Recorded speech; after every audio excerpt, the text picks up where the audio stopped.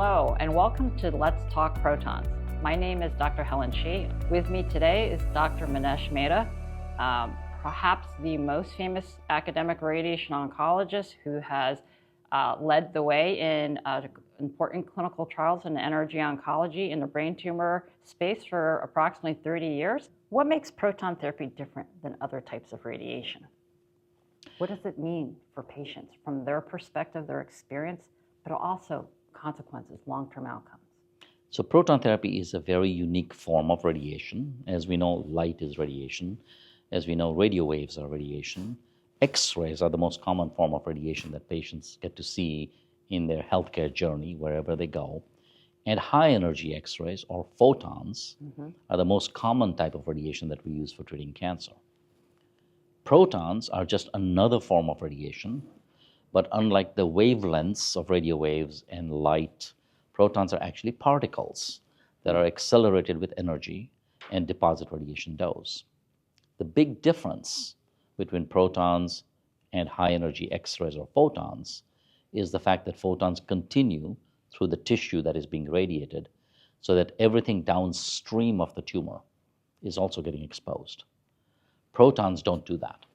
Protons actually stop where we intend them to stop, and therefore tissue downstream does not get exposed to radiation. And that is a fantastic ability for a physician to be able to spare those tissues. Brain tumors are located in a critical structure. What does that mean for treatment planning and radiation therapy? So we used to think about the entire brain as having uniform sensitivity to any therapies that we subject the tumor to. But we have learned over time that different portions of the brain react differently to different therapies. What this means to a patient is that we could put radiation dose next to a tumor, and the tumor could potentially be located in a region that could be damaged easily by radiation, and therefore there are consequences of the therapy. Or perhaps it could be in a region that is less sensitive to radiation effects, and therefore we can give a higher dose of radiation. So the ability to be able to sculpt the radiation dose, not only with a focus on giving a high dose to the tumor, but an equal focus on minimizing dose to critical normal parts of the brain. This is the art of practicing radiation oncology. When treating brain tumor patients with proton therapy, what is the patient's experience like? How does that differ versus receiving photons?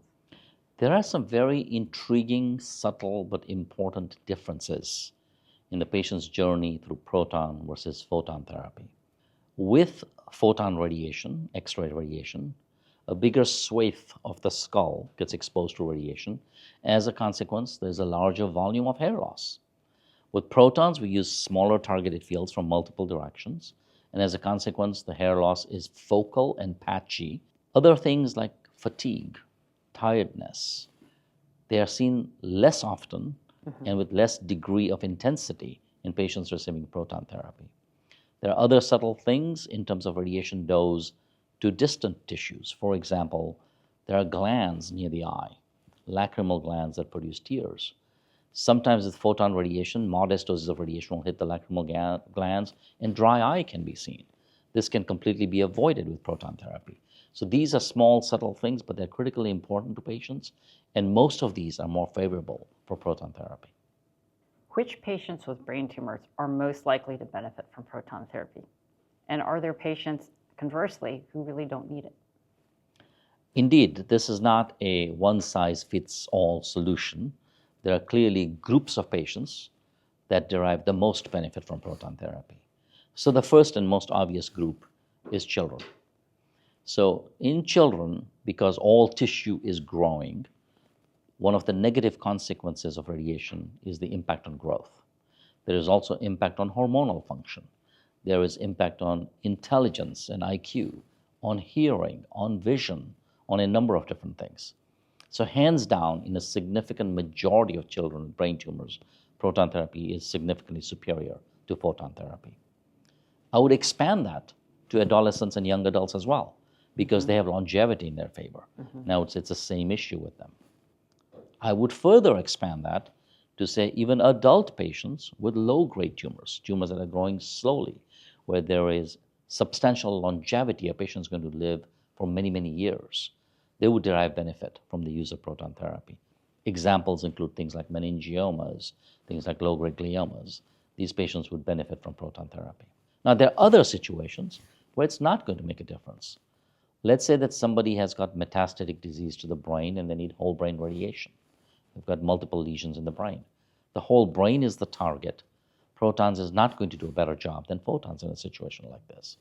Or there could be a patient where the goal or aim of therapy is purely palliative.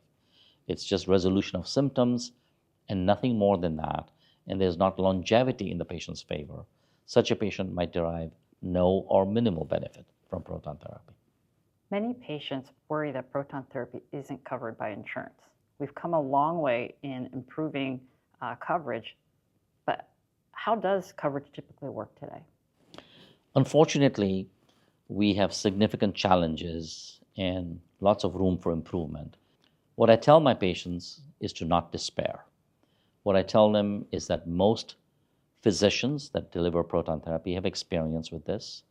They have the ability to talk to insurance companies, write the appropriate letters, make the proper appeals, and sometimes it may take time. It may take days, sometimes it may even take weeks.